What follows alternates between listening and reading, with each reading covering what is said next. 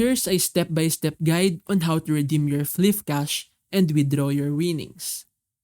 Open the Fliff app and log onto your Fliff Sportsbook account. Tap the profile icon, then tap the three horizontal lines in the top right corner to access the account menu.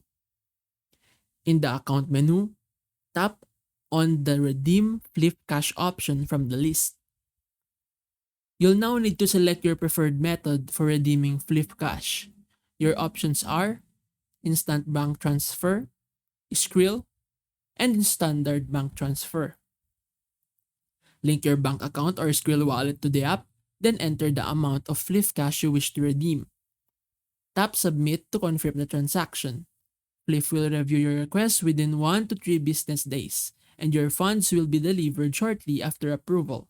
If you have any issues or questions about the withdrawal, you can reach Fliff's customer support team at support@getfliff.com or through the app's messaging system.